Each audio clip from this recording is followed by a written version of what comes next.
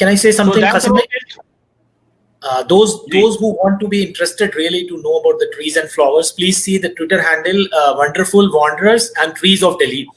You will find many threads of Qasim bhai where he has done his explorations, and he usually share a lot there on Twitter. Qasim bhai, both of handles has most of the heritage trees and also the heritage trees of Kinni. Qasim bhai has made a very good thread. So if you go on his own profile of Twitter, you can find all the trees, Qasim bhai. Qasim bhai, sorry for interrupting, because I just want to have awareness about what usually you share on the Twitter handles about the trees. Right. Thank you. So really, Qasim bhai, this is an amazing journey, and really I enjoyed a lot and I learned a lot. है वो ज्यादातर एक छोटे मुफस्सल towns की तरफ बहुत काम किया आपने, जहाँ का डॉक्यूमेंटेशन बहुत कम हुआ है. तो मैं आपको सबसे पहले गुजारिश करता हूँ कि बदायूं की तरफ लेके चलें, क्योंकि वो एक ऐसा हेरिटेज कॉर्नर है रोहिलखंड का, that is the oldest living city. अही क्षेत्र is in fact oldest, but वो लिविंग नहीं है. That's the excavated city. But Badaयूं is a living city where past and present coexist together. And Badaयूं is a city of sultans, and before sultans it was inhabited also the city during old days. So can you go little bit to the corners of Badaयूं जो आपने exploration किए हैं वहाँ पे?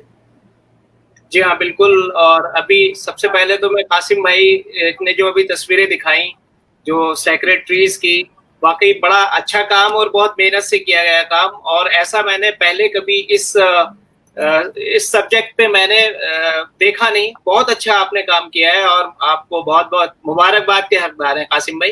Thank you comrade भाई. अब चलते हैं बदायूं की तरफ. जैसा कि रेहान भाई ने कहा, देखिए बहुत अच्छे एक्सपीरियंसेस रहे हैं मेरे यहाँ के छोटे छोटे शहरों को जो उसमें तारीखी अहमियत की इमारतें हैं उनको देखने की. तो तारीखी एतबार से छोटे शहरों की बड़ी अहमियत है. इन शहरों में बहुत सारी ऐसी इमारतें हैं जिसकी तरफ लोगों का ध्यान ही नहीं है. ताज्जुब की बात है कि वहाँ के रहने वाले लोगों को भी उसकी अहमियत का अंदाजा नहीं है. कई बार हम पास में वहाँ बिल्कुल नजदीक पहुंच गए और पूछ रहे हैं, एड्रेस पूछ रहे हैं वहाँ का, तो लोग पता ही नहीं है, उनको पता ही नहीं है कि यह अच्छा यहाँ ये भी है. बाद में उनको पता लगता है, वो भी हैरत ज़दा होते हैं. तो बड़े अफसोस की बात है कि उन लोगों को खुद ही वहाँ पता नहीं है. और एक बात ये भी है कि जो छोटे शहरों में आम तौर पर जो बड़ी अहमियत की चीज़ें हैं, अहम इमारतें हैं, अहम साइट्स हैं, रिमेन्स हैं, वो बड़ी ख़राब हालत में है. उनके तरफ ध्यान देने वाला कोई नहीं है और उसको रिस्टोरेशन के लिए, उसके ब्यूटिफिकेशन के लिए बिल्कुल ध्यान नहीं दिया जा रहा है. और बहुत सी तो ऐसी हैं कि वो अब शायद बिल्कुल पता ही नहीं लगता कि यहाँ पर कुछ जी. बिल्कुल. तो बदायूं की कुछ तस्वीरें मैं रेहान भाई दिखाता हूँ. इसमें पहली तस्वीर जो है वो ये जामा मस्जिद है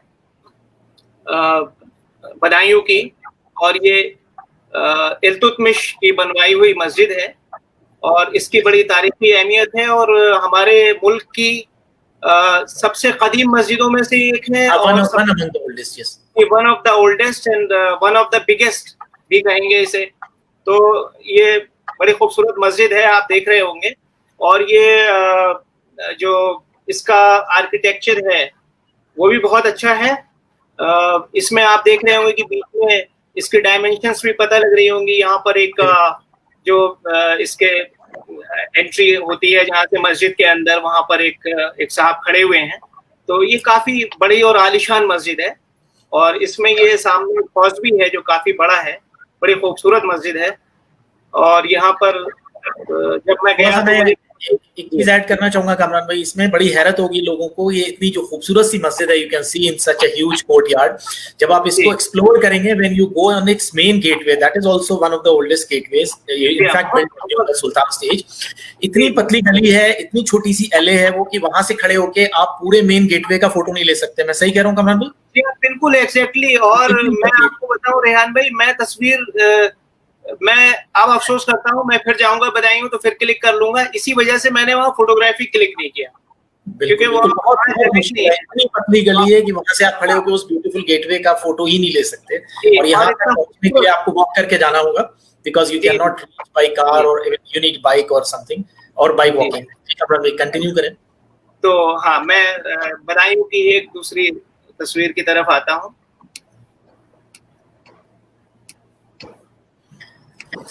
कासिम भाई 1 घंटा कैसे निकल गया आपके ट्रीज में हमें पता नहीं चला. It's so sound and serene, really. Thank you Qasim भाई, बहुत अच्छा.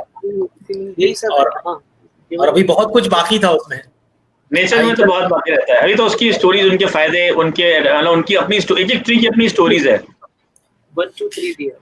ये बड़ी अहम खबर है. अभी कामरान भाई बताएंगे. He is related to historian who is resting here. ये बताएं कामरान भाई. इसको मुझे रेहान भाई ढूंढने में बड़ा वक्त लगा.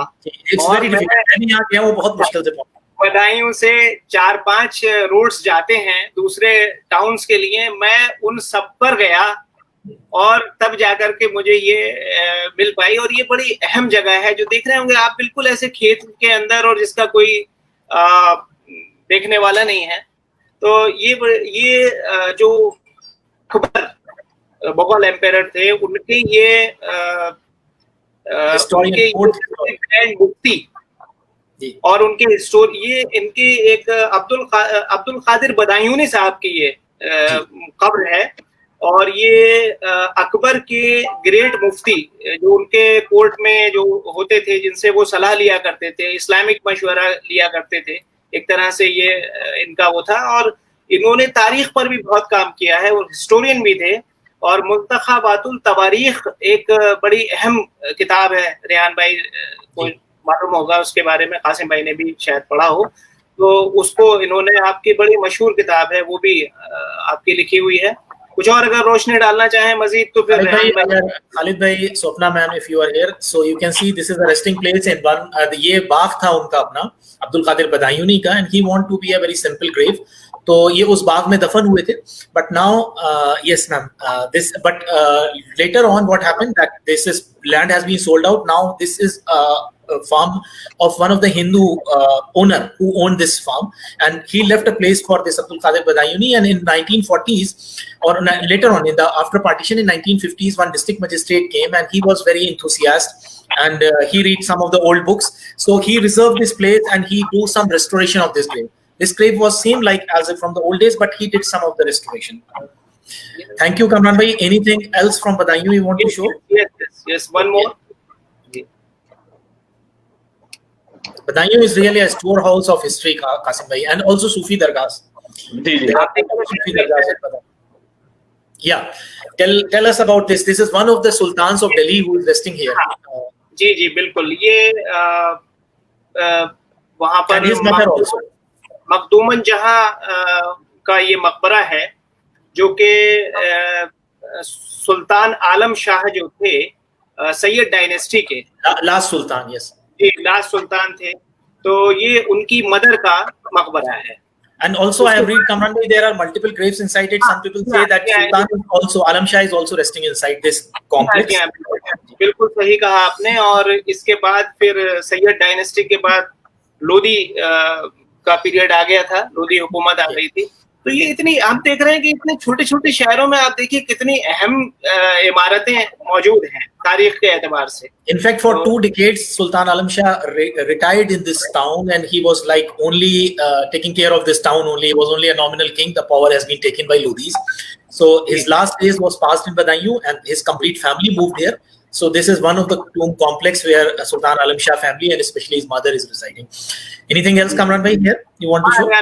मैं अभी कुछ और भी है, मैं दिखा रहा हूँ. बहुत जल्दी शेयर करूंगा. No, that's fine. Take your time. No issues.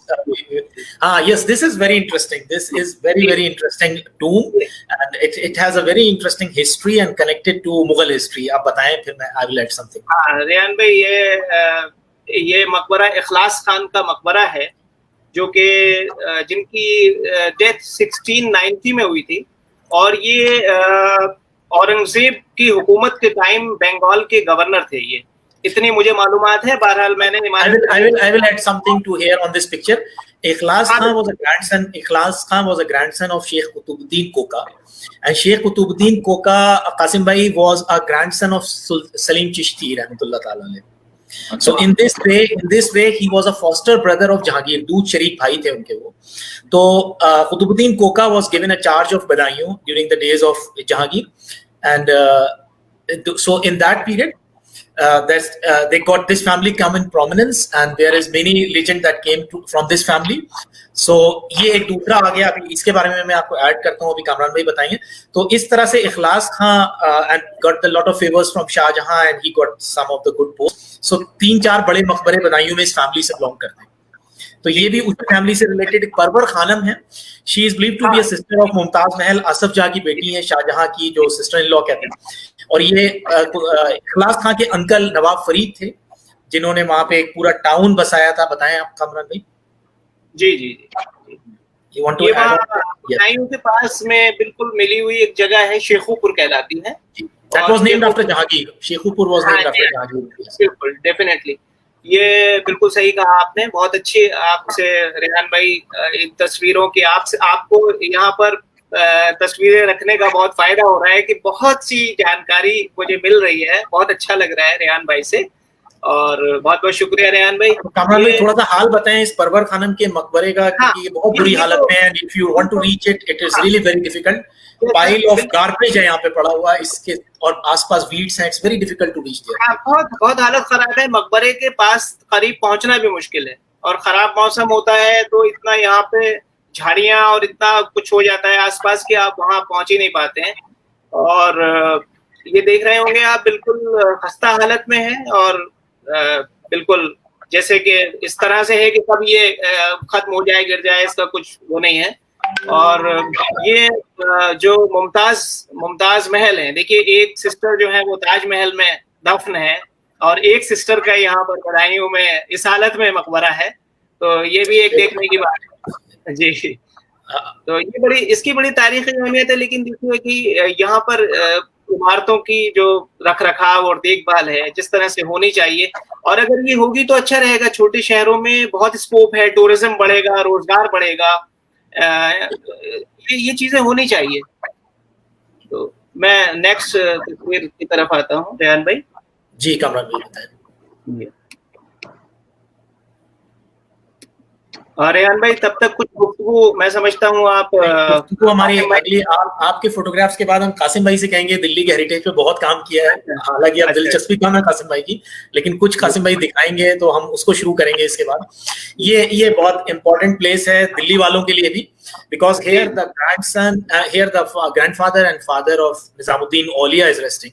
This is a place of, बताएं कामरान भाई इसके बारे में थोड़ा सा। जी, ये हजरत निजामुद्दीन औलिया के वालिद साहब का ये मजार है, और वालिद साहब और दादा दोनों हैं। उनके दादा का भी जी, ये सैयद अब्दुल्ला अहमद बुखारी साहब का, सैयद अहमद और सैयद अब्दुल्ला बुखारी जी, सैयद अब्दुल्ला दोनों का यहाँ पे मजार है। और बहुत ये वहीं बदायूं के बिल्कुल बाहर ही ये एक सागर ताल है, वहां पर ये मकबरा है। नवादा एक इलाका है, वहाँ उसी से लगा हुआ है, और बहुत से लोग आते हैं, अकीदतमंद आते हैं, दुनिया भर से अकीदतमंद आते हैं यहाँ पर हाजिरी देने के लिए।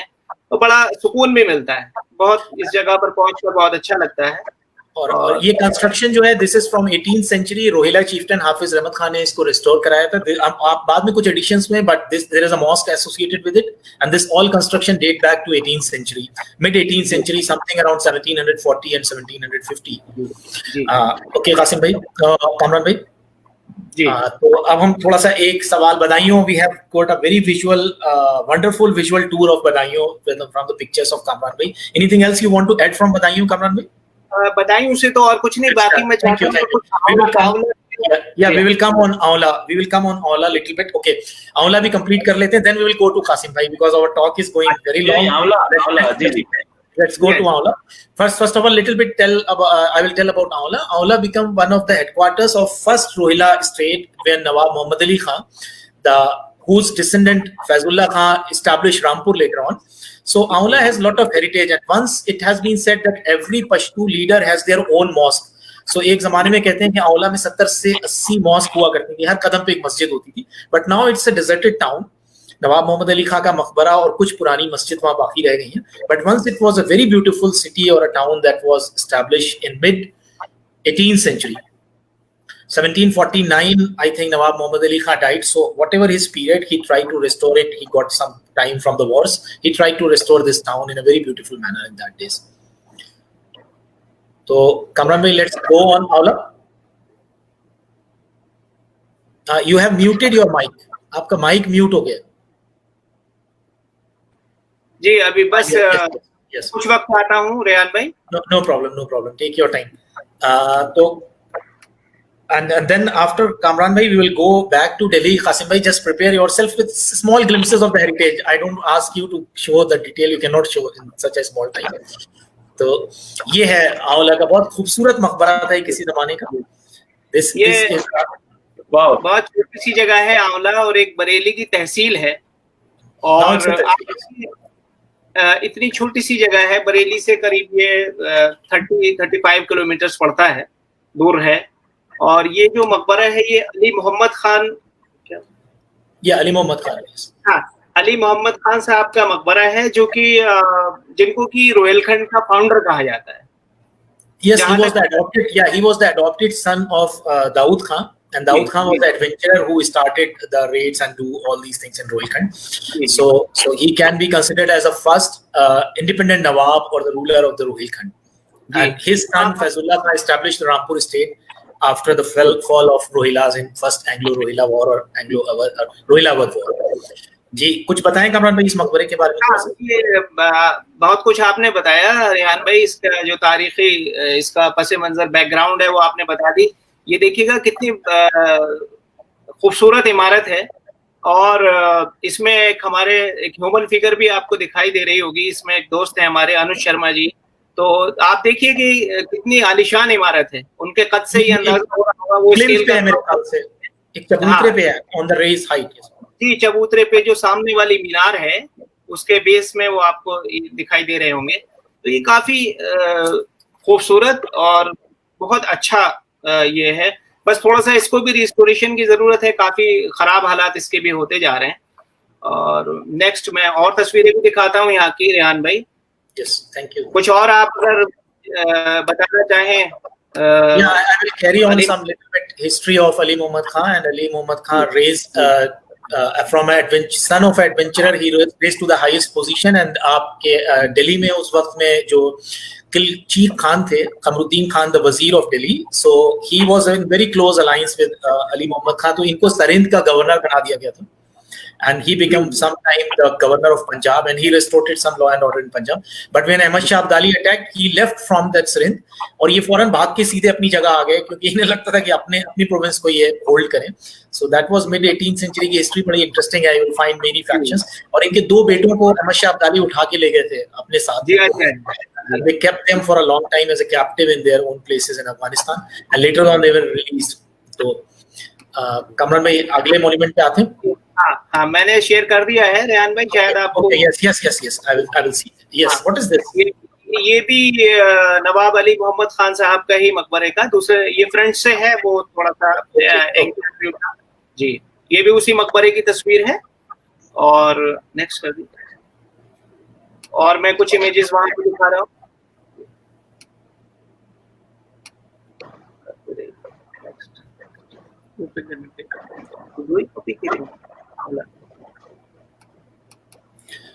कासिम भाई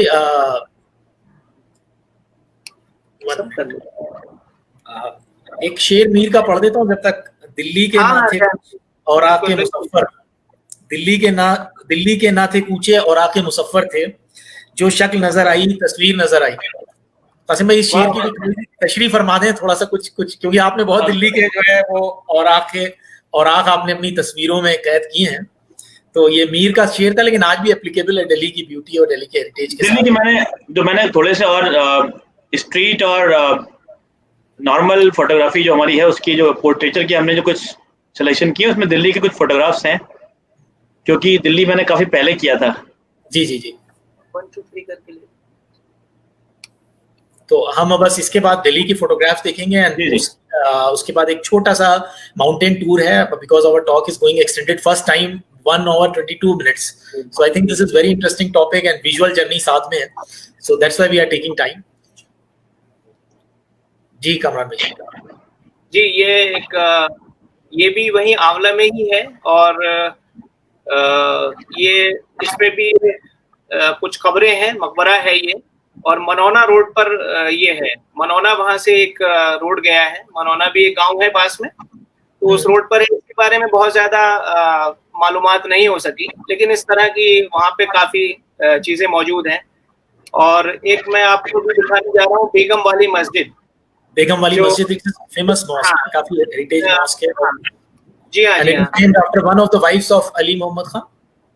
जी, असल में इसके बारे में मालूमात नहीं हो सकी। मैंने बहुत ढूंढने की कोशिश भी की कि ये बेगम साहिबा कौन थी, और बस इतना मिला कि कोई बेगम साहिबा थी, उन्होंने ये बनवाई थी और ये इनकम्प्लीट रह गई थी, कंप्लीट भी नहीं हो पाई थी। दो डोम सिर्फ रह गए।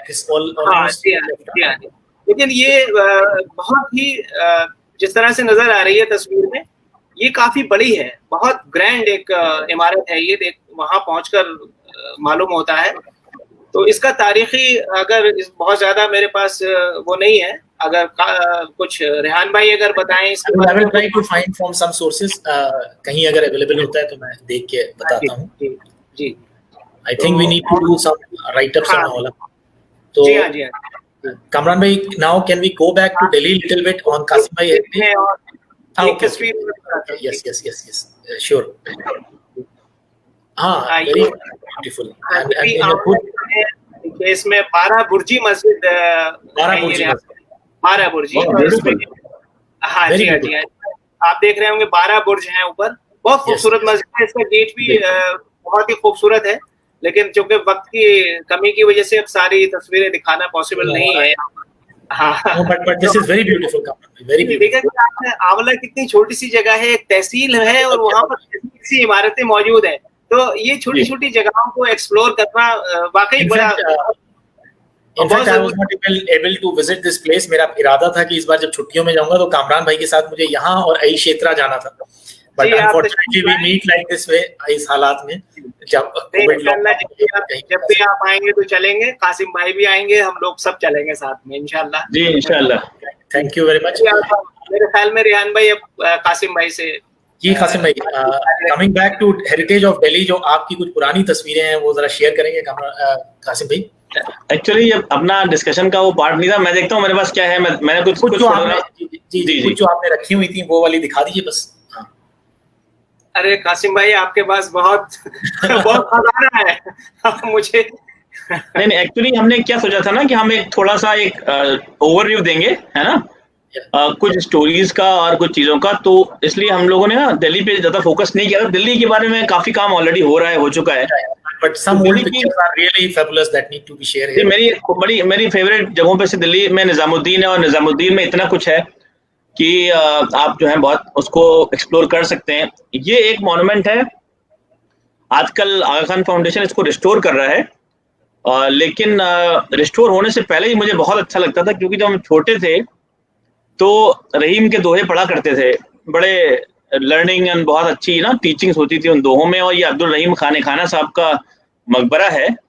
आजकल तो रिस्टोरेशन हो रहा है इसलिए लाइटिंग नहीं होती, लेकिन उस जमाने में जब रिस्टोरेशन नहीं हो रहा था उससे पहले मैंने ये फोटो खींची थी बिना लाइटिंग के, और मतलब बिना रिस्टोरेशन के। तो इसलिए एक very beautiful monument. Hopefully it will become even more beautiful when the restoration is completed by Aga Khan foundation. तो ये बड़ा खूबसूरत है। आप देखें कि लगभग सिमिलर डिजाइन पे, थोड़े छोटे स्केल पे, जैसे कि आपका हुमायूं का मकबरा है, लेकिन बहुत ही खूबसूरत सा एक मकबरा है ये। और इस मकबरे की खूबसूरती क्या है कि इसके आसपास जो पेड़ लगे हैं वो भी बड़े बहुत ही खूबसूरत किस्म के पेड़, और बहुत ही अच्छा सा एक कंपाउंड है ये।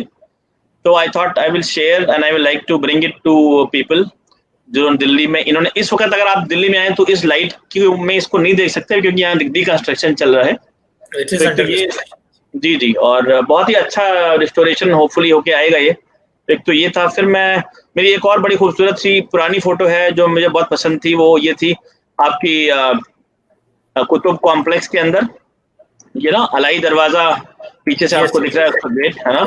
ये पहले जमाने में ये लाइटिंग होती थी, आज थोड़ा डिफरेंट हो गई है। तो ये दो थी। हाँ यस, मैं इसको जूम करता हूँ। जी, तो बहुत ही खूबसूरत है ना, और रात की रोशनी में ये कुतुब मीनार कॉम्प्लेक्स भी बहुत ही खूबसूरत लगता है। और उसके अलावा मैं एक दिल्ली में कभी भी, आप जैसे हम लोगों ने इस बार बहुत मिस किया, ये हमारा फेवरेट जगह होती थी रमजान शरीफ में, जामा मस्जिद में अफ्तार है ना। इस बार कोविड की वजह से हम नहीं जा पाए, लेकिन इसलिए मैंने कहा इस फोटोग्राफ को मैं शेयर करूंगा। ये फोटोग्राफ मेरे लिए इसलिए बहुत मुझे प्यारी है बिकॉज इस फोटोग्राफ को मैं जब खींच रहा था तो मेरे साथ एक बहुत बड़ा हादसा हुआ। मैंने नया आईफोन 6 प्लस या समथिंग लिया था और मैं इस फोटोग्राफ को जब खींच रहा था तो मेरी जेब कट गई थी, मेरी पूरी वॉलेट और यहाँ से ना, तो ये फोटोग्राफ करीब 1 लाख रुपए लगे थे इस फोटोग्राफ को खींचने में, इसकी कॉस्ट ऐसी हो गई थी। तो ये मुझे बहुत यादगार है। लेकिन उस वक्त जो शाम को जो रोशनी थी ना, वो मैं इतना डूब गया था इस फोटो लेने में, मैं ध्यान नहीं रहा। वेरी नाइस फोटोग्राफ जी, तो ये बड़ी खूबसूरत सी एक फोटो है दिल्ली में। खैर रमजान में ये जगह तो वैसे ही इट कम्स अलाइव। और मैं देखता हूँ और मेरे पास दिल्ली का क्या है, ये जगह मुझे बहुत मैं दिखाना चाह रहा था, ये बड़ा इंटरेस्टिंग जी। ये मेरी पावर और मेरी जिंदगी की सबसे खूबसूरत और महबूब जगहों में से एक है, महबूबा इलाही रहमतुल्लाह अलैह की दरगाह। और मैं इस फोटोग्राफ को मैं इसलिए दिखाना चाह रहा था कि 99% लोगों को ये फोटोग्राफ नहीं दिखती। उसकी वजह क्या है मैं आपको दिखाता हूँ। दिल्ली का सबसे खूबसूरत फेस्टिवल मेरे हिसाब से बसंत फेस्टिवल में मानता हूँ, जो सिंक्रेटिक कल्चर को दिखाता है। एक हिंदू फेस्टिवल बसंत जिसको निजामुद्दीन औलिया रहमतुल्लाह अलैह की दरगाह पे एक डिफरेंट तरीके से, सूफी तरीके से मनाया जाता है। इस पर्टिकुलर फोटोग्राफ की खूबसूरती ये है कि आप देखेंगे कि कव्वाल दरगाह के अंदर है। आप देखो लेफ्ट साइड में, पूरे साल में सिर्फ एक बार कव्वालों को दरगाह शरीफ के अंदर, यानी कि मजार शरीफ के अंदर, वैसे तो वो कोर्टयार्ड में बैठ के कव्वालियां पढ़ते हैं, लेकिन सिर्फ 2-3 मिनट के लिए इनको सिर्फ बसंत के अंदर अलाउड है आके और थोड़ी सी कव्वाली पढ़े।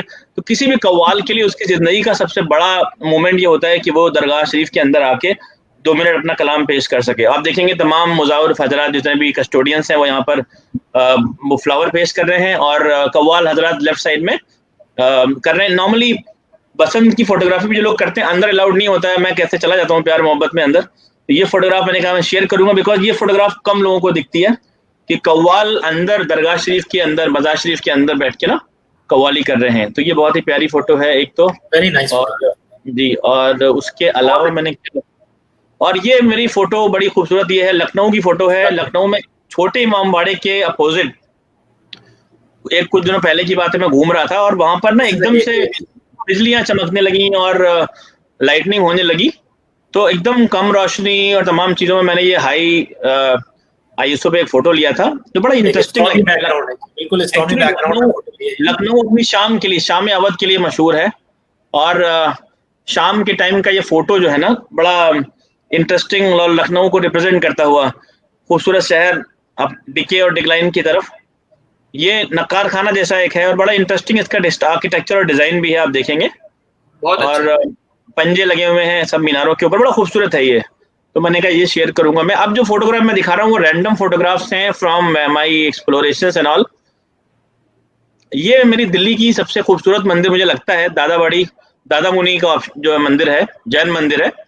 अगर किसी दरगाह या किसी मस्जिद या किसी मंदिर को ये सीखना है कि किसी भी रिलीजियस प्लेस को कैसे मैनेज किया जाए साफ सुथरे तरीके से, तो मेरा मानना है कि वो दादा मुनि के जैन मंदिर में जाएं। इतना खूबसूरत, मतलब महरौली में चारों तरफ गंदगी और चारों तरफ डिक्के दिखता है, लेकिन जब आप इस मंदिर के अंदर जाते हैं ना, इतना साफ सुथरा, कैन यू इमेजिन दिस, इन्होंने बहुत ही प्यारा सा, बहुत ही अच्छा लैंडस्केप भी बनाया है और इतना अच्छा रख रखाव है इसका कि लगता ही नहीं है कि ये कोई रिलीजियस प्लेस है। एकदम बहुत ही खूबसूरत, मतलब हमारे यहाँ तो रिलीजियस प्लेस तो गंदा संदा रहता है, लेकिन इतना पाक साफ। तो मैंने कहा ये मैं दिखाऊंगा लोगों को और ये मैसेज भी है कि रिलीजियस प्लेस भी अच्छे से मैनेज हो सकते हैं। तो दादा मुनि का जैन मंदिर, ये मेरी बड़ी खूबसूरत एक जर्नी थी। हम अमृतसर और सरहिंद वगैरह गए थे, उससे पहले हम ना कुरुक्षेत्र में रुके थे। तो ये कुरुक्षेत्र में जो एक आपने बहुत ही फेमस शेख चैली रहमतुल्लाह अलैह हैं, शेख चैली, यस। तो शेख चैली रहमतुल्लाह अलैह की जो दरगाह है वो, उसका ये खूबसूरत फोटोग्राफ है और ये बड़ा मशहूर हुआ था फोटो। और ये फोटोग्राफ मैं चाह रहा था शेयर करूं बिकॉज शेख चैली की दरगाह कुरुक्षेत्र में है, लोग कम जाते हैं इसके अंदर जी। तो ये मैंने कहा मैं शेयर करूंगा आप लोगों से। Interesting place, very interesting place. यहाँ पर एक और दरगाह भी है एक बुजुर्ग की, लेकिन शेख चैली की दरगाह बहुत ही खूबसूरत लगती है। और उसके अलावा मैं शो करना चाह रहा था, हमारे यहाँ दिल्ली में एक आजकल एक नया फेस्टिवल होता है। आपने मुझसे कहा था कुछ कल्चरल हेरिटेज जो हमारा है उसकी फोटोग्राफ ये एक फेस्टिवल है, हमारे यहाँ छठ पूजा होती है ना। हम लोग कभी कभी देखते हैं ना कि हमसे बेसिक भी इबादतें, हमसे बेसिक भी प्रेयर्स नहीं होती हैं। कभी कभी मैं जब डॉक्यूमेंट्री फोटोग्राफी करता हूँ तो मैं देखता हूँ लोग कितनी मेहनत करते हैं अपने महबूब को, अपने भगवान को, अपने अल्लाह को मनाने के लिए। तो ये महिला जो है ये अपने घर से पूरे रास्ते पैदल लेट के नापते हुए आई हैं, गर्मियों का दिन, और छठ पूजा में ये यमुना जी तक जाएंगी ऐसे ही। तो ये ऐसे लेटती हैं और नापती हैं हाथ से, और फिर ये खड़ी होंगी जहां पर इनके हाथ का निशान था वहां से फिर ये लेट जाएंगी। तो ऐसे ये मतलब पूरा रास्ता जो है छठ पूजा में ये तय करती हैं, और बड़ा इंटरेस्टिंग होता है। लोग इनके पैर छू के इनसे आशीर्वाद लेते हैं, और जो लोग ज्यादा खुश होते हैं वो इनको हाथ में कुछ इनको दान दे देते हैं हाथ में। तो आप देखिएगा एक साहब पैर छू के इनसे आशीर्वाद भी ले रहे हैं। तो बड़ा इंटरेस्टिंग है ये छठ पूजा का। दिल्ली में छठ बहुत ही फेमस हो गया, बिकॉज बिहार से काफी लोग यहाँ पे अब रहते हैं। तो मैंने कहा ये भी शेयर करूं, दिल्ली का एक नया फेस्टिवल है ये छठ पूजा।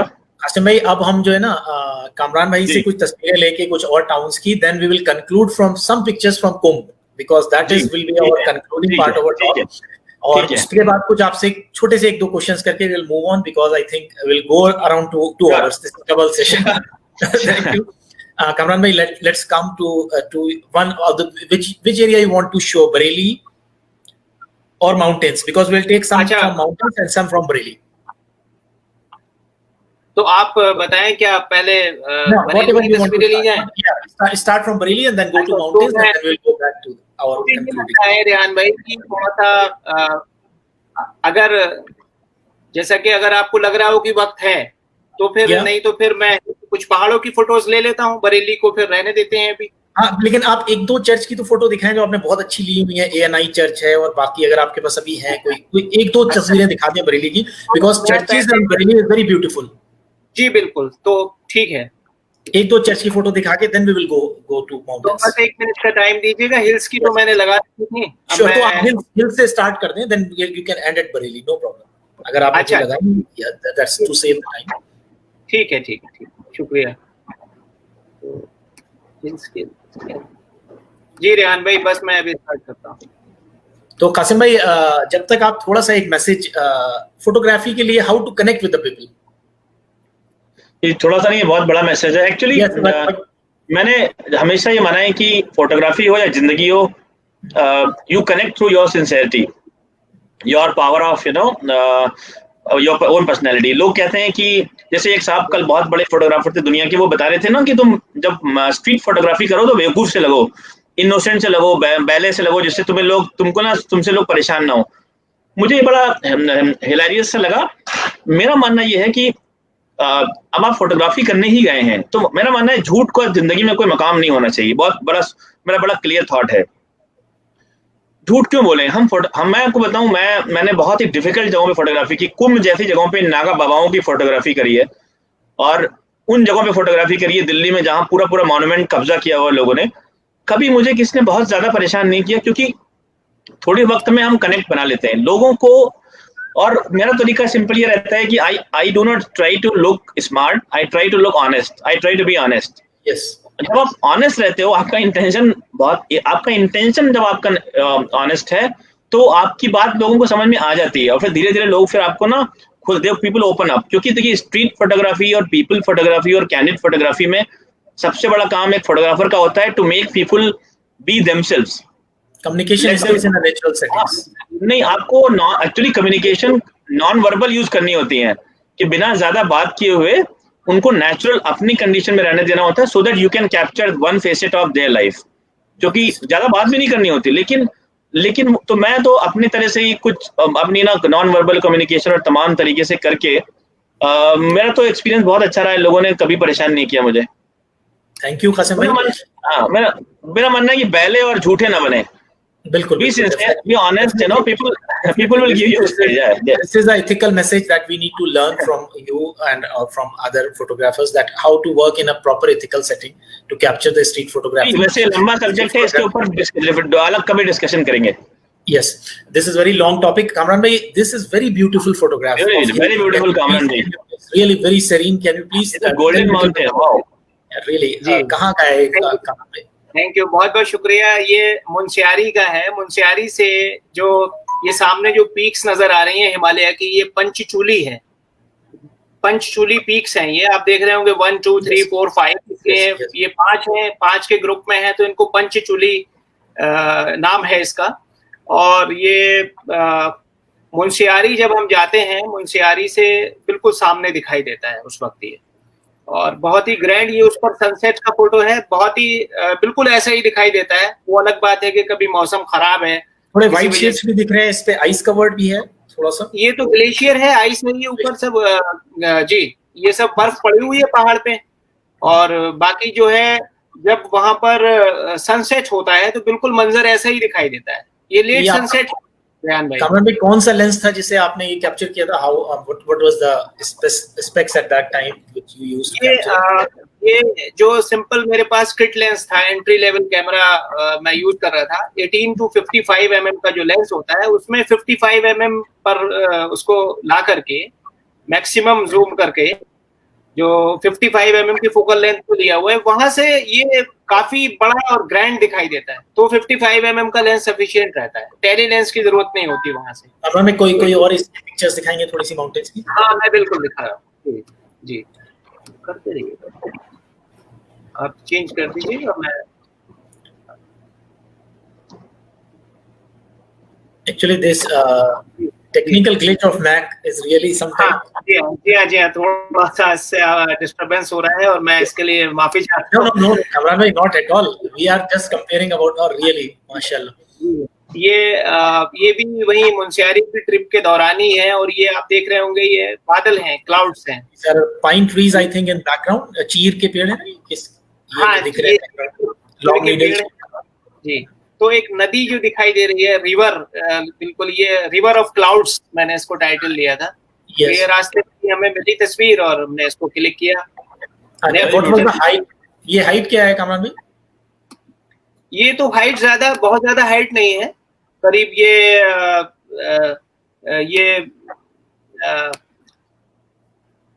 जहां से हमने फोटो लिया है करीब 4000 फीट की हाइट पे होगा, इससे ज्यादा नहीं है। 4000 फीट। जी ये तो ऑन द वे हमने शूट किया है। ये देखिए भाई, ये नैनीताल की तस्वीर, ये नैनीताल है जी। तो या one of the mysterious and one of the biggest lake of Kumayu Hills। जी यहाँ पे का मंदिर है पास में, जिसकी वजह से इसको नैनीताल बोलते हैं। जी कासिम भाई has been to this place many times। इनका भी इलाका है कासिम भाई का ये। इनके भाई रहते हैं, very close by। Yeah, this is also from Nainital. ये पीछे से आपको जो है मस्जिद भी दिख रहा है, क्लॉक टावर दिख रहा है, मॉस्क दिख रही है, जामा मस्जिद, और कुछ ये स्पोर्ट्स आई थिंक एक्टिविटीज चल रही हैं वहां पे जी। That's really fabulous।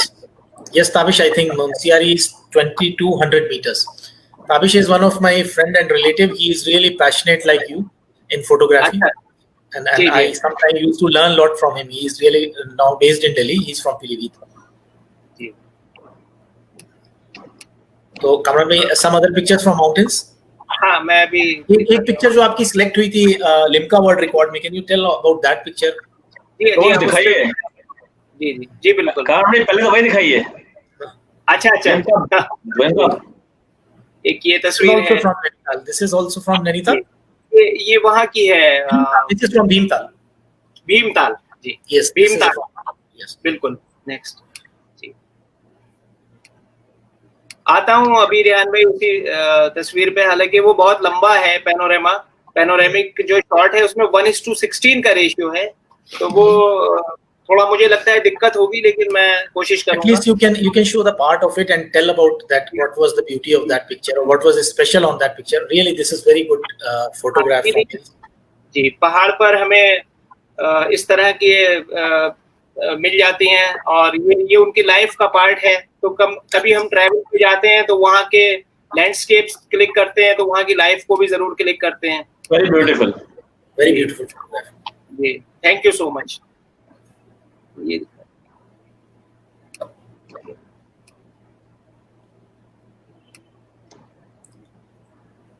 एक बस एक कंपोजिशन है, बोट्स पानी में पड़ी हुई थी, अच्छा लगा तो उसको कर लिया। थैंक यू कासिम भाई, शुक्रिया। Colours of life. जी जी। और कुछ इमेजेस में आप जी ये I think we will conclude, Kamran bhai, from two beautiful churches of Bareilly after mountains, and then we will go to Qasim bhai to give a visual tour of Coombe. They are very beautiful portraits of Coombe. He will show to us. This is also from the life of the hills. Yeah. A very beautiful picture. जी, thank you. और एक दो तस्वीरें दिखाते हैं, उसके बाद फिर पैनोरेमिक जो हिमालय का है तस्वीर वो दिखाएंगे। ये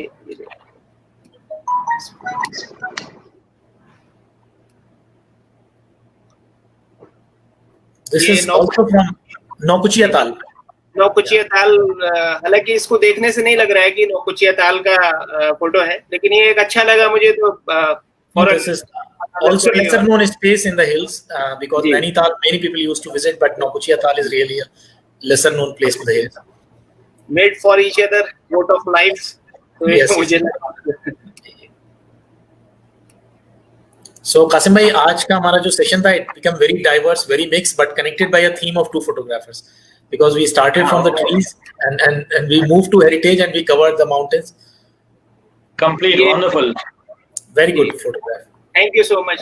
तो ये पहाड़ों की घाटियों में बहती हुई नदियां, सनसेट्स, पेड़, वहाँ के ऊंचे ऊंचे देवदार के पेड़ और झरने, झीलें वहाँ की, ये सब चीजें मुझे बहुत अट्रैक्ट करती हैं। तो मेरे पास बहुत सारे फोटोग्राफ्स हैं और यहाँ पे लाया भी हूँ, लेकिन मुझे लगता है कि थोड़ा सा वक्त को मद्देनजर रखते हुए, रेहान भाई आप कह नहीं पा रहे होंगे, लेकिन मुझे लगता है तो ज्यादा मुझे उसको लंबा नहीं खींचना चाहिए। और मैं आपको पैनोरेमिक, हाँ एक तस्वीर ये भी है जब very good photograph.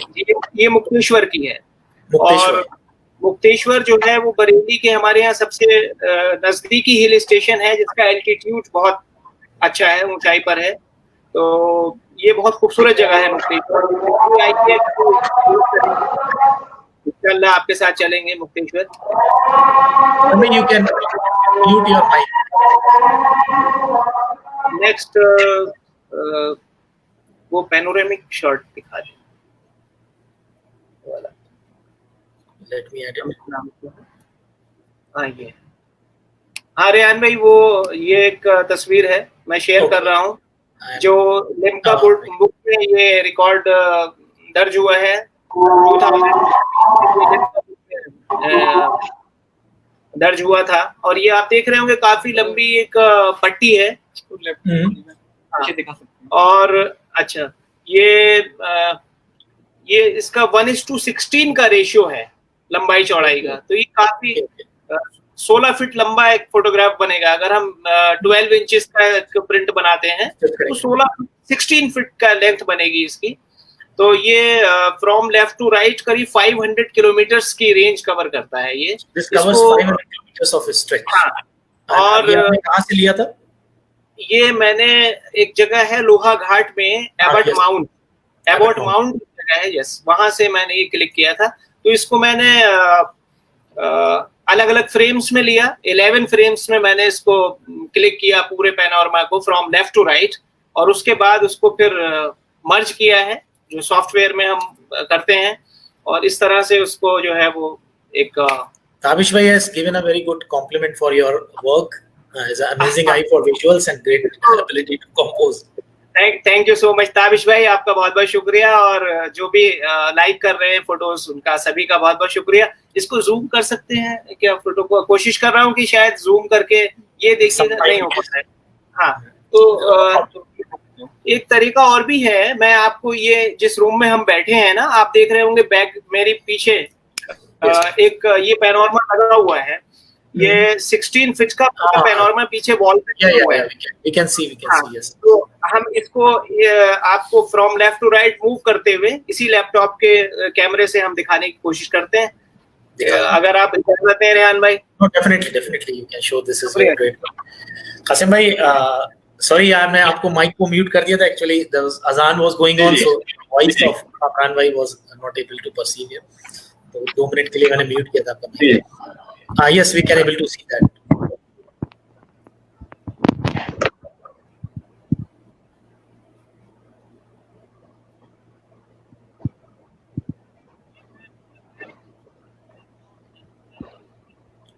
It's really amazing click, Kamran bhai. Qasim bhai, you want to add something on this picture? I'm speechless. Very beautiful. मेरे से ये जो है बहुत ही hard work. Making such wonderful piece of art requires huge amount of hard work. ये जो panoramic photography है ना, ये टेक्निकल बहुत ही ज्यादा आपको बहुत मेहनत करनी पड़ती है. इवन 500 किलोमीटर्स को कवर करना फोटोग्राफ में और फिर उसको स्टिच करना, huge amount of precision is required. Great comment भाई. Very nice picture.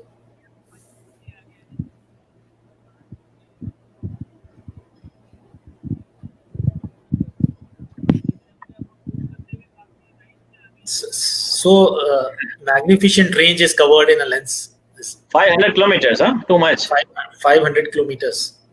मतलब इसको आप अगर आप कवर करें पहाड़ में तो आपको 3 दिन लगेंगे.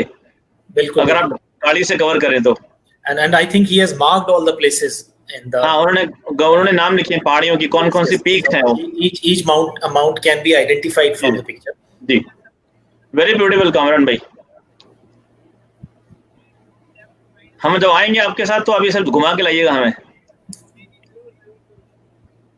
Kamran bhai voice has gone, I think because he turned the mic. Yes, Kamran bhai, thank you. Ji. Kamran bhai, बहुत शुक्रिया. Let's go to Bareilly or we can start Qasim bhai, and at the end we can take Bareilly. What you suggest? नहीं, Bareilly ले लो आप पहले, because Kamran भाई का flow अच्छा चल रहा है अभी. Yes, you can carry on 2 churches of Bareilly, any 2 churches of Bareilly. जी मैं ANI चर्च का बहुत खूबसूरत फोटो है आपका. I think people need to know about that church. That's post mutiny church that was built in 1860 and it has some very wonderful marvels. एक वहाँ पे organ भी है जो one of the biggest organ है जो इंग्लैंड से आया था, musical organ. Kamran bhai will tell about that. And this church is now located in Cantonment. Okay, that's Chunamiyaga Mandir. He started from here. Rana Appa का ये बड़ा favorite है. She has written an article in Hindu on Chunamiyaga Mandir. That was made by a Shamsi businessman, Fazlur Rahman साहब. उन्होंने बनाया था. जी कामरान भाई, इसको भी लेना बहुत मुश्किल है because this is in a very deep LA. बहुत पतली गली है, यहाँ से फोटो लेना बहुत इम्पॉसिबल है. ये इन्होंने बहुत डिफरेंट जगह से लिया है. कामरान भाई बताइए. जी हाँ, बिल्कुल. ये इसकी फोटो लेना बहुत मुश्किल है. नीचे से मेरे ख्याल से बहुत से लोगों को वहाँ पे जो आते हैं पता ही नहीं होगा कि ये मंदिर ऐसा भी है. वो नीचे से कुछ नहीं दिखता, बस उसका गेट दिखता है. इतनी पतली गली है, इतनी नैरो वो गली है. तो ये सामने मैंने परमिशन लेने के बाद उन्होंने कहा कि अच्छा आ जाइए और इसको क्लिक कर लीजिए. तो एक सामने मैं घर पे उनके यहाँ गया और छत पर टॉप पर पहुंच करके मैंने क्लिक किया. और ये हमारे यहाँ जो हमारी हिंदुस्तानी तहजीब और हमारी गंगा जमनी जो संस्कृति और तहजीब है उसकी ये मिसाल है बरेली में. और बरेली के आसपास भी चुन्ना मियाँ का मंदिर. तो ये फजलुर रहमान साहब जो थे उन्होंने इसको तामीर कराई थी और इसमें बहुत बड़ा कंट्रीब्यूशन उनका रहा है. तो ये बड़ी अहमियत है इसकी. राणा पगा इसका हिंदू में आर्टिकल है, 3 साल पहले लिखा था इन्होंने जब ये विजिट किया था बरेली. अच्छा. जी. हमारी एक हिस्टोरियन है जिनकी बुक्स में कामरान भाई की, कासिम भाई की पिक्चर्स हैं हिस्ट्री बुक्स में दिल्ली की. अच्छा. जी. This is also a very beautiful place. Qasim bhai, you love to visit this place. Yeah, I know. My favorite place in Bareilly. Your favorite place in Bareilly. अच्छा, माशाल्लाह. खानकाए नियाज़िया जैसा कि आप कासिम भाई ने बताया कि उनकी और आपकी सब पसंद की जगह है और होना भी चाहिए. सूफी संत की दरगाह है और बड़ा सुकून मिलता है. और ये जश्न चरागा चल रहा है वहाँ पे जो 1 साल में एक बार होता है ये. और इसमें हजारों नहीं लाखों रेहान भाई दूर तक लंबी लाइन लगी रहती है चराग रोशन करने के लिए. तो ये वो जश्न चल रहा है यहाँ पे, आप देख रहे होंगे. Very beautiful. Thank you. Qasim भाई 2 चर्च दिखाएंगे कामरान भाई. That's really fabulous churches because आदमी को यकीन नहीं होगा बरेली जैसे टाउन में इतना हिस्टोरिक और एक तो मैंने भी देखा है, बहुत खूबसूरत है वो. और मेरे ख्याल से वही है जो आपने अगर देखा है तो ब्रिक स्ट्रक्चर जो है रेड ब्रिक से जो दिखता है. Red bricks. जी. चलिए और दूसरी तस्वीर दिखा. ये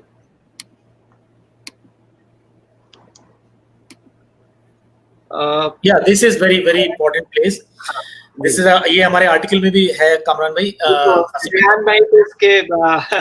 This is the grave of revolutionary Khan Bahadur Khan who was hanged in 1860. He was a grandson of Hafiz Ahmad Khan.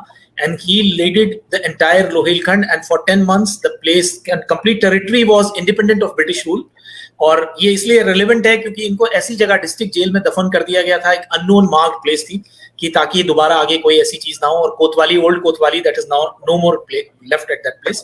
There he was hanged and then later on buried in this place. So इस जगह को access करना बहुत मुश्किल है क्योंकि district jail है, you need special permissions. तो कामरान भाई का बड़ा शुक्रगुजार हूँ, मेरे आर्टिकल के लिए उन्होंने ये तस्वीर दी थी, क्योंकि और ये really carried a significant importance because very less has been talked about Khan Bahadur Khan. क्योंकि अब आज के जमाने में कम लोग जानते हैं इनकी, अब आर्टिकल्स वगैरह लिखे गए, research articles, but there is less awareness about him. Thank you Kamran भाई फॉर दिस. बहुत बहुत शुक्रिया. ये खान बहादुर साहब की दरगाह मज़ार है या कब्र है जिसके बारे में रेहान भाई ने तफसील से रोशनी डाली. एक और बड़ी अहम ये मैं दिखाने जा रहा हूँ. रेहान भाई फौरन ही देख के एक्साइटेड हो जाएंगे इसे देख के. ये हाफिज अहमद खान का मकबरा है. कासिम भाई, इसकी विलियम डैनियल ने भी पेंटिंग बनाई है, सीताराम ने भी पेंटिंग बनाई है, मैंने शेयर भी बहुत किए हैं. अब जब आपसे शेयर करूंगा तो आप देखेंगे वो पेंटिंग क्या है और ये क्या है. ये क्या है? जी, complete monument has been lost. कुछ भी नहीं बचा अब यहाँ पे. कुछ वॉल्स बची हैं and this is new brick structure that has been recently laid on the grave. और ये मैंने आपको बताया भी था कासिम भाई अपनी टॉक में कि राव पहाड़ सिंह, अगेन एक गंदी चमनी तहजीब की बात, कि खत्री दीवान की बनवाई हुई दरगाह है. तो this is again from a height, one of the gate entrance, side entrance has been left. ये जाली लगी हुई पुरानी, बस यही पुराना पार्ट बचा हुआ है, बाकी nothing has been added to this part. और जो पेंटिंग में जो दिखाई दे रहा है वो मैंने इस गेट को मैच किया है, तो बिल्कुल हूबहू वो उससे बिल्कुल. That is one of the facet of painting. जी, ये भी वही खान बहादुर हाफिज रहमत साहब के बाहर की एक तस्वीर है. एक बच्चा था, ये वहाँ के देखभाल करते हैं वहां पर उनके यहाँ वो लोग, इनके इस बच्चे के फादर, और ये खुद उन्होंने बताया कि हम इसकी देखभाल करते हैं यहाँ पे. तो मैंने उसकी तस्वीर भी ली यहाँ पे. और एक दो पिक्चर्स और हैं वो मैं दिखाना चाहूंगा. ये मंदिर की शेयर करिए. हाँ, बरेली नाथ नगरी भी कहा जाता है बिकॉज यहाँ पे जो है कामरान भाई बताएंगे, बहुत बहुत ब्यूटीफुल टेम्पल्स हैं यहाँ पे, सारे शिव टेम्पल्स हैं ज्यादातर. तो इसलिए इसको नाथ नगरी भी कहते हैं. नाथ नगरी भी कहते हैं. और बरेली में उसको चारों तरफ से कवर किए हुए टेम्पल्स हैं, वो बहुत पुराने हैं और हिंदू माइथोलॉजी के हिसाब से उनको बहुत ही कदीम, बहुत पुराना तस्वुर किया जाता है. तो इसमें इसीलिए इसको नाथ नगरी भी कहते हैं. तो बरेली का जिक्र बगैर इन मंदिरों के पूरा होना मुश्किल है. और ये बरेली नहीं, आसपास के सभी पूरे रोहिलखंड में ये बहुत अहमियत रखते हैं अपनी. ये अलकनाथ मंदिर है रेहान भाई. और इसी तरह से और भी आपने सुना होंगे नाम, अलकनाथ मंदिर है, वहाँ तिरवटी नाथ है. मैं कुछ और मंदिरों की फोटोज भी दिखाता हूँ. तो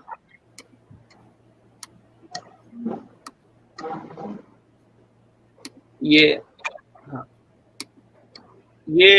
तिरवटी नाथ मंदिर है. ये भी उन्हीं नाथ में से है. This construction is quite new, but according to the legendary stories, this date back to the thousands of years before. जी हाँ, बिल्कुल. स्ट्रक्चर तो कुछ मंदिरों के बिल्कुल नए हैं, बाद में उसको नए तरीके से बनाया गया है, लेकिन उसका मान्यता जो है वो ये है कि बहुत. There is also very good feedback came from Pankaj bhai. A session full of important. Well done, Kamran bhai. हाँ, पंकज भाई हमारे जो है हिस्टोरियन हैं और रोहिलखंड यूनिवर्सिटी डिपार्टमेंट जी, और आर्कियोलॉजी डिपार्टमेंट में हैं आप. और म्यूजियम है यहाँ पे, म्यूजियम को आप हेड करते हैं और बहुत अच्छी नॉलेज आपको हिस्ट्री की है बहुत. और सबसे बड़ी बात, बहुत नेक और अच्छी शख्सियत भी है पंकज भाई, हमारे बड़े भाई की तरह से. तो ये टेंपल के बारे में बताएं. ये आपने नाम सुना होगा, ये धोपेश्वर नाथ मंदिर है. धोपेश्वर रेहान भाई आपको पता होगा, ये शायद वन ऑफ द मतलब ओल्डेस्ट टेम्पल्स है. जी। इसकी लेजेंडरी स्टोरी है कि यहाँ पे एक बाबा बैठ के पूजा किया करते थे और फिर वो उनको साधना में बहुत लंबा समय लगा या बहुत लंबा टाइम लगा and slowly then mendicants used to pass by him और वो आके उनके पास बैठते रहे और फिर उस तरह से कभी एक पेड़ के नीचे बैठे, उसके बाद ये टेंपल शक्ल में आया, कुछ इसी तरह की स्टोरी है कामरान भाई इसकी। अच्छा कासिम भाई, एक चीज और मैं ये बताना चाहूंगा कि इस मंदिर को क्लिक करने के लिए भी जगह नहीं है जी। ये मैंने 2 तस्वीरें ली हुई हैं और बाद में उनको मर्ज किया हुआ है। ऊपर की तस्वीर अलग है और नीचे की तस्वीर अलग है, उनको मर्ज करके मैं, क्योंकि उसमें इतनी जगह नहीं है कि आप जो है पूरी ले सके, फ्रेमिंग नहीं आती। जी जी जी। तो मैंने उसको डिस्टॉर्शन वगैरह भी बाद में दूर करके एक बनाने की कोशिश की है और काफी हद तक अच्छा बन भी पाया है। जी बहुत अच्छा आ गया है, शुक्रिया जी। कामरान भाई अब हमारे बरेली में और कौन सी तस्वीरें भी हैं? और वो कुछ रेहान भाई मेरे ख्याल में मैं उसको लाई नहीं है क्या? लाए नहीं और वो रह गई किसी वजह से। कोई बात नहीं। बरेली कॉलेज दिखा सकते हैं, that's also very important place. तो ये बहुत अच्छा है, हालांकि यहाँ इस टाइम खेलकूद हो रहा है, पढ़ाई की जगह है। मैं अगर थोड़ा सा इसकी हिस्ट्री बता दूं, this is one of the oldest in the region और ये 1857 से पहले का कॉलेज है। 1857 के टाइम में भी यहाँ पे काफी इंपॉर्टेंट सरगर्मियां रही हैं, उसके डिस्कशन बहुत सारे हैं। मुफ्ती आवाज थे यहाँ पे, उनकी भी जिक्र आता है हिस्ट्री में। लेकिन उसके बाद ये बिल्डिंग जो है ये रामपुर के नवाब की बनवाई हुई है and that was build in early 90th century, I think 1902 की है शायद कामरान भाई ये जो बिल्डिंग है जी। ये नवाब हामिद अली खां की बनवाई हुई बिल्डिंग है, उन्हीं के कंपाउंड से डोनेटेड थी। Still it carries historic importance, 130 साल पुरानी बिल्डिंग है and the college itself is more than 160 years old। ये पहले कलकत्ता यूनिवर्सिटी से एफिलिएटेड था, फिर इलाहाबाद यूनिवर्सिटी से एफिलिएट हुआ और बाद में इटसेल्फ रोहिलखंड यूनिवर्सिटी जब बनी तो ये उसका हिस्सा बन गया। और इसमें पढ़ने वाले तलबा की तादाद भी बहुत है, जो कि many satellite colleges are connected to it। जी हाँ जी हाँ बिल्कुल। और देखता हूँ तस्वीरें और हैं तो मैं शेयर कर दूंगा। 1 मिनट जी कासिम भाई। So अब हम कामरान भाई के बाद we will go on the oldest living cultural heritage and I think we will end now, 2 hours have been passed, so time का मैं बिल्कुल पता नहीं चला। I think आज कामरान ये this is very nice picture, ये खानकाह नियाज़िया की पिक्चर है। अब रेहान भाई ये बरेली की तस्वीरें मैंने आपको कुछ शो कर दी, कुछ मैं बिल्कुल लाने में ध्यान ही नहीं रहा। Thank you। और because of time constraint we are thinking about covering part of Rampur and Pilibhit but there is no time left, sorry। So we will go back to Rehan भाई, मैं थोड़ा सा कलाम कर रहा हूँ। बिल्कुल बिल्कुल। एक रजा लाइब्रेरी के बारे में चाहूंगा कि थोड़ा सा आप बता दें, क्योंकि वो बड़ी मैं एक तस्वीर है अभी देख रहा था मैं, इसमें दिखा दें जी। आंवला में आंवला वाले में देखिए नहीं है सर, ठीक है कोई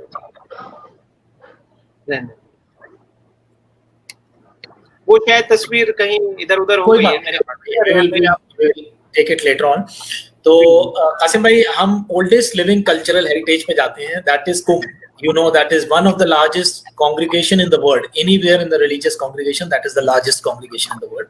Correct। और कुंभ में जाके काम करना और कुंभ में जाके कलेक्ट करना, that's itself a really a very hard work and hard task। तो कुछ थोड़ा सा उस पर कासिम भाई शेयर करें and then inshallah we will conclude with last। मैं सिर्फ 2-4 फोटोग्राफ दिखाऊंगा कुंभ की, because बाकी बड़ी विस्फोटक फोटोज हैं।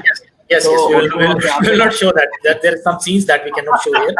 But after Kumbh, the last question or take home message for the people who are working on the streets or who are working with the monuments, anywhere, what you want to give a message with your expertise। This is the last question after Kumbh, okay, for both of you। ठीक है कामरान भाई, ये आ गया क्या photo? No, yes, I will show it on the screen। Yes। जी, so basically Kumbh में जब हम कुंभ में गए थे तो हमारा मैं एक प्रोजेक्ट कर रहा था which was documenting strangers, you know। Yes, this is very nice picture। So normally people try to talk, you know, take photograph from very far off। Yes। And people don't connect with people, street photographers और documentary लोग, तो उनको लगता है कि नहीं यार लोग भगा देंगे, मारेंगे या I don't know what will they do. So I was part of a project, in fact, a very big contest, which was called 100 Strangers. It was a competition, 100 Strangers, you know. It was an all India level competition by Sigma, which I eventually, thanks to God, won. तो उसमें क्या था कि मैं कुंभ में गया था, तो कुंभ में आपको करना क्या था कि आपको किसी की फोटो जो सबमिट करनी है वो किसी पहले आप उससे बंदे से बात करेंगे और बात करके उसके बाद ही आप फोटो ले सकते हैं. You have to get the story of that guy. So I had, luckily Kumbh was going on and I had also visited Kumbh, so I had taken some portraits in the Kumbh. This was one of them. See, what happens normally Kumbh में क्या होता है कि लोग अजीब अजीब condition में बैठे होते हैं. कोई पूरा नंगा है, तो कोई आग के ऊपर बैठा है, तो कोई किसी किसी तलवार के ऊपर बैठा है, तो कोई धूनी पे बैठा है, तो कोई चिलम पी रहा है, तो कोई एकदम नशे में है. किस किस तरह की मेंटल स्टेट होती है, हम आम आदमी जो है उसको समझ नहीं सकता. तो अच्छा, मुझे वहां पे जाना भी था और लोगों से बात करके ही फोटो लेनी थी, परमिशन लेके ही फोटो लेनी थी. It was very interesting, but I somehow, as I told you, was able to do very wonderful interaction with these guys apart from taking their great photos. So this was one photo I like. Just see the kind of energy he is exhibiting. आंखें देखिए आप इनकी. This is amazing. So normally जी कुंभ के अंदर लोग आपसे बात करें ये उम्मीद नहीं करी जाती है, बिकॉज कुंभ में ना अखाड़े होते हैं, अखाड़ों में कंपटीशन होता है, वो लोग अपनी मस्ती में होते हैं और आप you are foreigner to them, you are nobody for them, you know. आप डिफरेंटली ड्रेस्ड होते हो. तो ये फोटो थी जो मुझे अच्छी लगी, मैंने कहा मैं शेयर करूंगा. And and then I will show you another photograph जो मैंने कुंभ में ली थी. ये एक फोटो थी, ये बाबा थे श्री दिगंबर जी जो गुजरात से आए थे. अब इनकी फोटो देखिए, अब इनकी आंखों में देखिए क्या इंटेंसिटी है. वाह वाह. ये चिलम पी रहे थे और चिलम में मैंने इनसे बातचीत करी, फिर इनसे परमिशन ली, फिर इनकी स्टोरी सुनी, फिर इन्होंने अपना पोज दिया. देखिए सी क्या बात है, सो ब्यूटीफुल, बहुत अच्छा. इनकी आंखें देखिए जरा आप, वेरी लाइवली, जवाब नहीं है. एक्सप्रेशंस भी बहुत अच्छे हैं, बहुत अच्छा फोटोग्राफ है, पूरी तरह से. सो ये था. अब मैं आता हूँ, एक और बड़ी इंटरेस्टिंग फोटोग्राफ है, उसकी छोटी सी हिस्ट्री भी है. सो ये बाबा हैं मंगलगिरी दिगंबर बाबा. सो ये मंगलगिरी दिगंबर बाबा की स्टोरी दिख रही है क्या आया वहाँ पे? इमरान भाई, कासिम भाई, you need to zoom it. आप वो अभी एक साइड में आ गई है, but yeah now I think it's opening. So क्या था कि ये नासिक कुंभ की बात है और हम लोग वहां पे थे और मैं जा रहा था एक पहाड़ी के ऊपर जहां पर बहुत सारे अखाड़े थे. तो चूंकि मेरा प्रोजेक्ट था कि मुझे बात करके उनकी स्टोरी लेनी थी और तभी फोटोग्राफ करनी थी, तो मैंने इन मंगलगिरी बाबा से इंटरेक्शन किया. तो जब हमारी इनसे बात चल रही थी, ये इन्होंने एक फरसा लिया हुआ था. एक फरसा है ना, एक और बहुत ही खतरनाक से लग रहे थे, मजबूत से आदमी थे ये.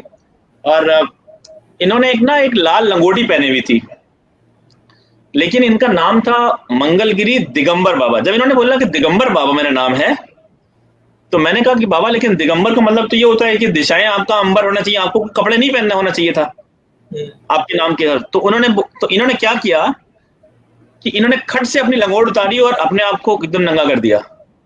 तो इन्होंने बोला इसमें क्या है, और फिर ये पूरे नेकेड हो गए. मैंने ये फोटो आधी इसलिए काट दी है कि मैं बहुत सेंस कुछ लोगों को नहीं पसंद होती इस तरह की. अगर आप देखेंगे नीचे से तो ये पूरा इनका देखिए, इनकी लंगोट नहीं पहनी, पूरे नंगे थे ये.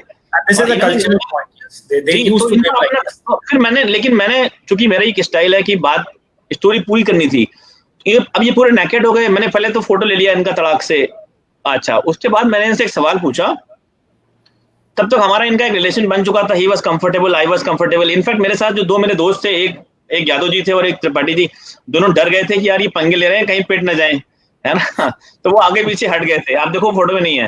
तो मैंने इनसे पूछा कि बाबा अगर आप इसमें कोई बात नहीं है तो कोई बात नहीं, लेकिन आपने फिर क्यों पहनी थी वो लंगोट? मैंने फिर भी इनको छोड़ा नहीं. तो इन्होंने फिर बहुत ही इंटरेस्टिंग और बहुत ही नेक बात बोली. इन्होंने बोला कि देखो हमारे अखाड़े का जो है अब इसके पीछे पहाड़ दिख रहे हैं, पहाड़ के ऊपर है.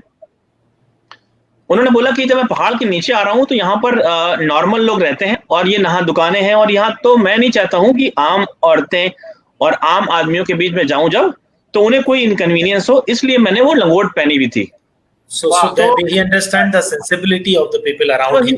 आप ये देखिए कि हम ना बाबाओं को कुछ भी कहते हैं और मतलब उनको बहुत समझते नहीं, लेकिन देखिए एक person who is supposed to remain naked as per the practice of his sect, but since he was coming into a place, जो ये जा रहे थे बेसिकली एक कुंभ एक पाउंड की तरफ, लेकिन उस तालाब से पहले चूंकि एक हैबिटेशन था जिसमें नॉर्मल लोग रहते थे, तो इन्होंने अपने आप को एक लंगोटी पहने हुई थी, और लेकिन मेरे कहने पे इन्होंने तुरंत उसको मेरे सवाल का जवाब शब्दों में नहीं दिया।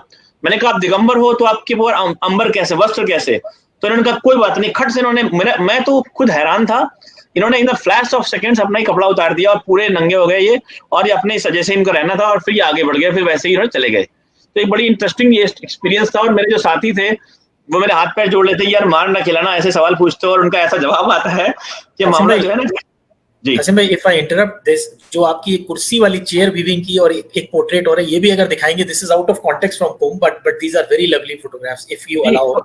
एक मैं फोटो आपको दिखाता हूँ पहाड़ी वाले बाबा, बिल्कुल, यस यस, मैं आपको ये दिखाऊंगा। तो ये पहाड़ी वाले बाबा हैं एक्चुअली। पहाड़ी वाले बाबा की जो पूरी स्टोरी बहुत ही थोड़ा सा स्ट्रॉन्ग है, इसलिए यहाँ दिखा नहीं रहा हूँ मैं। यस। तो पहाड़ी वाले बाबा क्या थे, जब हम ऊपर गए सबसे ऊपर जहां पर ये बाबा जी दिगंबर बाबा का आश्रम था, तो वहां पे गए तो आप देखोगे, मैंने जैसे ही मैं ऊपर चढ़ा पहाड़ी के ऊपर, देखा ये बाबा एकदम शिव जी की मुद्रा में एकदम खड़े हैं और अपना डमरू वमरू बजा रहे हैं, और साथ में इनका एक हाथ में बेगिंग बाउल भी है, और ये वॉज फुली दिगंबर थे। ये दिगंबर थे, इनके ऊपर कोई अंबर नहीं था इनके ऊपर। लेकिन सबसे इंटरेस्टिंग बात ये थी कि लोग और मर्द और औरतें सभी लोग आ रहे थे और इनको सजदा कर रहे थे और इनसे दुआएं ले रहे थे। और हम लोग डिफरेंटली ड्रेस थे, लेकिन इन्होंने हमें परेशान भी नहीं किया, और बहुत ही अच्छा इंटरेक्शन इनसे भी रहा। मैंने थोड़ा डार्क किया है क्योंकि थोड़ा सा सेंसिबिलिटीज को ध्यान में रखते हुए। तो ये थे पहाड़ी वाले बाबा, और छोटे बच्चे मर्द औरत सब लोग जो है इनके पास आते थे, सजदा करते थे और इनसे दुआएं लेते थे। तो ये बड़ी इंटरेस्टिंग थी। आप देखोगे ना पहाड़ के ऊपर नीचे एकदम पूरा वो है, और एक्चुअली अगर आप ध्यान नहीं दोगे तो आप डर जाओगे। जैसे यहाँ पर पहाड़ पे चढ़े, लगभग सारे लोग जो है ना वो दिगंबर कंडीशन में थे, किसी के ऊपर वस्त्र नहीं थे, जो इनका पूरा एक वो था ना, पूरा कैंप था विदाउट द क्लोथ। दिगंबर मतलब दिशाएं आपका अंबर बनेंगी, आपका वस्त्र जो है आपकी दिशाएं हैं, यानी कि आसमान है। बिल्कुल। तो ऐसा था इनका। और फिर उसके बाद मैं दिखाता हूँ बड़ा तो ये हमारा 2-4 थे। उसके अलावा जो फोटोग्राफ हैं वो कुंभ के ना वो थोड़ा ज्यादा डिफरेंट है, उसको मैं दिखाना बेहतर नहीं समझता। तो ये हर तरह के लोग देखते हैं, तो सेंसिबिलिटीज का इश्यू है। ये जो है, मैं एक बार ना आपने रिसेंटली एक किया था वो मेराज साहब जिनका इंतकाल हुआ, मेरे बहुत करीबी दोस्त थे, एक सूफी दरगाह से ताल्लुक रखते थे और सजादा नसीन थे वहाँ पे लखीमपुर के पास। छेदना शाह बाबा करके एक बहुत ही बड़े बुजुर्ग हुए हैं लखीमपुर में, और उनकी दरगाह है, बहुत खूबसूरत मस्जिद और बहुत खूबसूरत वो जगह है। तो मैं मेराज भाई से मिलने गया था। ये बहुत ही खूबसूरत कंपाउंड है। तो ये सैकड़ों साल पुरानी ये चेयर रखी हुई थी करीब, और वो ये बाबा भी सैकड़ों साल पुराने लग रहे थे मुझे। तो मुझे बड़ा इंटरेस्टिंग लगा। और इस फोटो की बड़ी अच्छी स्टोरी भी है कि मैंने इनकी फोटोग्राफ ली, और क्योंकि अब ये चेयर वीविंग की जो आर्ट है एकदम खत्म होती जा रही है। चेयर वीवर्स शहरों में तो बहुत कम दिखते हैं, और लोगों क्या फैशन भी नहीं कि पुरानी चीजों को नया बनाया जाए। वो लोग क्या करते हैं, खराब हुई फेंक दी, नई चेयर ले आए। इंटरेस्टिंग स्टोरी है कि जब मैंने फोटोग्राफ ये डाली फेसबुक पे, तो एक हमारे दोस्त हैं, पब्लिशर हैं, वो एक किताब लिख रहे थे वीविंग स्टोरीज। यस। तो उन्होंने इस कवर पेज पे इस फोटो को उसका कवर पेज बनाया। तो ये एक इंग्लिश शॉर्ट स्टोरीज की बुक है, वीविंग स्टोरीज। उसका ये कवर मैं आपको दिखाता हूँ, बड़ा इंटरेस्टिंग है वो।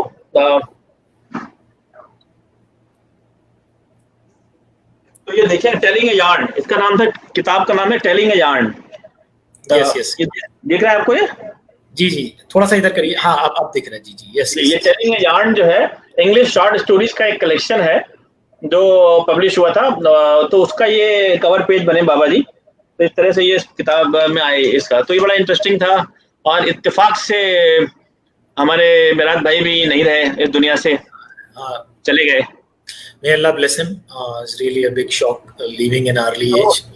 जी। और ये थी हमारी फोटोग्राफ्स। और I think I will like to show the last photo of Delhi, which is I think yes that's really session है ना। और ये बड़ी इंटरेस्टिंग फोटो है। हम लोगों ने लास्ट रमजान में रमजान रोजा खुलने से पहले ली थी जामा मस्जिद की।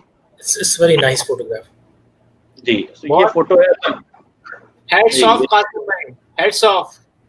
ये तो बड़ा इंटरेस्टिंग था। लोग देखिए, हजारों लोग, लाखों, मतलब कई हजार लोग यहाँ पे एक साथ बैठे रोजा खोल रहे हैं, और रोजे के वक्त हम लोगों ने ये ली थी फोटो। और इस साल तो हमें जाने का मौका नहीं मिला खैर कोविड की वजह से। तो आई थिंक ये और आके मुसव्विर वाली कहानी जो आपकी थी, बिल्कुल बिल्कुल कासिम भाई, ये जो शेर बिल्कुल एग्जैक्टली मीर का जो शेर था वो आपकी पिक्चरों पे बिल्कुल बिल्कुल सूट करता है। और मतलब फिर से मैं एक बार रिपीट कर देता हूँ, दिल्ली के ना थे कूचे और आके मुजफ्फर थे, जो शक्ल नजर आई तस्वीर नजर आई। और आके Muzaffar means the pages of the painter.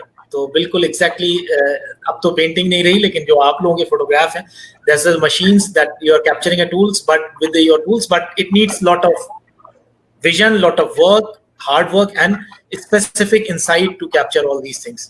Without that, it's not possible at all. तो ये था। तो I thought this we'll end with this most beautiful monument of Delhi. This is in fact मुझे जामा मस्जिद इसलिए पसंद है कि बहुत सारे monuments हैं दिल्ली में, लेकिन this is one of the few living heritage of Delhi, जहाँ पर आज भी इबादत होती है, जो यूज में है, जिसके लिए बना था।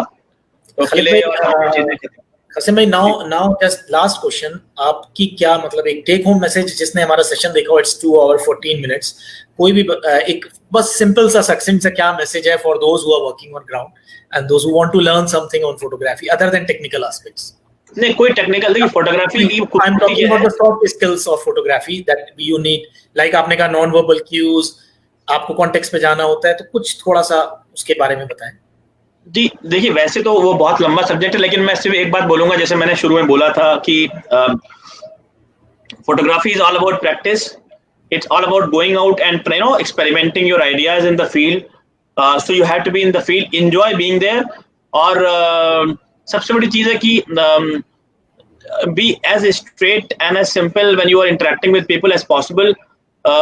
मेरा मानना ये है कि वो बैले बन के या छुपा के ऐसे करके ना वो मजा नहीं आता है। when you become honest, when you open up, the world opens up to you.